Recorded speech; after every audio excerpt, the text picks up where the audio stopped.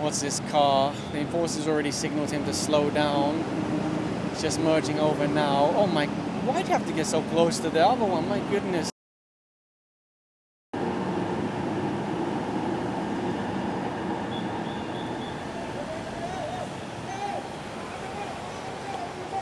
They were telling him to stop, but he suddenly pulled forward. So the next, oh my goodness, what's he doing? Look, now he's running. And this is one of the hot spots for traffic here on EDSA. The buses that make this into a terminal often blocking 2 lanes all the way back there until Main Avenue. So they just got the license from this driver. They're going to pull him forward and issue him a ticket. And a little further along in front of Trinoma, you see a couple of taxis, a car and a motorcycle being ticketed. There are big signs here that say no parking, no loading, unloading anytime. There used to be a lot of hubble drivers here, or riders, but what I've noticed is they normally wait inside now instead of here on the highway. Once the tickets have been issued, all of the drivers will be sent on their way. Of course, one of the problems with the taxis here in EDSA when they go to the bus terminals is they often demand that people overpay instead of just running the meter. And I'm not accusing any of these specific taxis, I'm just saying it's a common problem that people get taken advantage of. And sometimes, well, it's also the fault with the barkers because they want to get their cut also. So a short trip can end up very, very expensive. And they're not meant to be here on the highway anyway because they cause traffic and congestion. They're meant to unload and load at the back of the bus stations. They'll also check this taxi a little bit closer because it has improvised plates. Usually if you're going to run with improvised plates, you need a permit or authority from LTO to run improvised plates. What they've seen in the past with some taxis is the operator would duplicate the paperwork, then run one of them with improvised plates, one of them with real plates. And again, I'm not saying that's the case here, it's just something that they've seen in the past. So they're always a little bit more careful when they see a taxi running on improvised plates.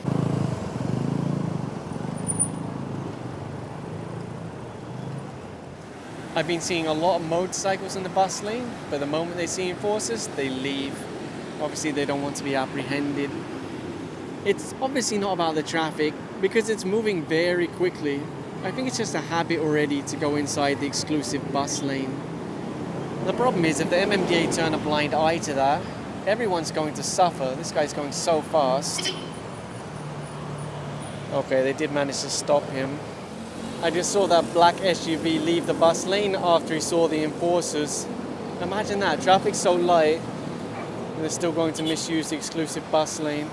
They are flagging him off to the side for ticketing. That's the reality if they don't strictly enforce the bus lane. More and more people are going to get into the habit of using it until it's literally full of cars and motorcycles. And then everyone will suffer, not just the commuters, because if the bus lane is full of cars and motorcycles, what will happen? The buses will go to the other lanes. They will cause traffic, they will cause mayhem, just like before. Even though the riders left the bus lane, the enforcer's still going through to apprehend them. That's what they do. They leave the bus lane when they see an enforcer, but if they don't see an enforcer, they continue to misuse it. Anyway, they'll flag him to the side for ticketing. Usually when you see an ambulance, it's going to be someone tailgating it.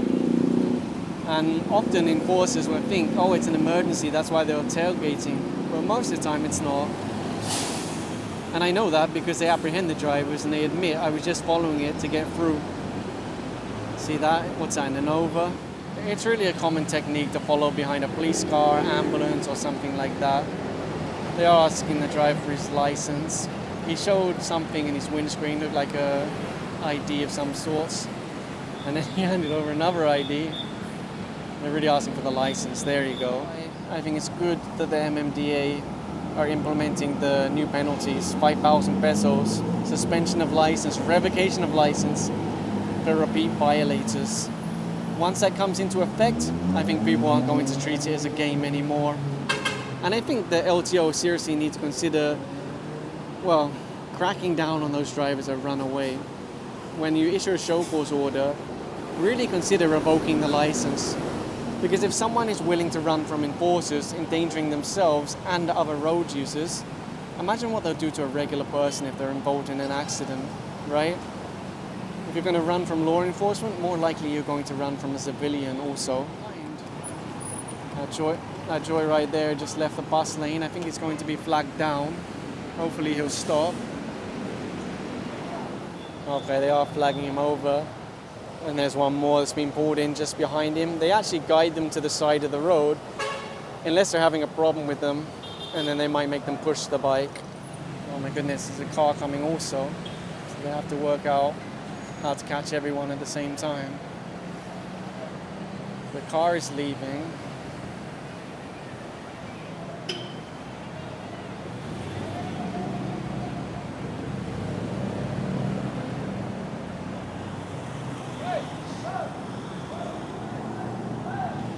That driver already handed over his license, and they're going to pull him off to the side.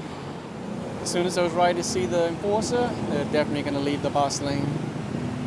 Problem is, look at how many there are. Oh my goodness, it's like follow the leader. When one goes in, they all go in. There are enforcers behind me that will try and apprehend the other riders. Hopefully everyone will be captured so that it's fair. There was a guy that commented on my YouTube, I think a couple of days ago or a few days ago, saying the bus lane is stupid and a waste of space. What kind of thinking is that? These buses can move hundreds of thousands of commuters while only occupying a single lane. It's extremely efficient, extremely effective.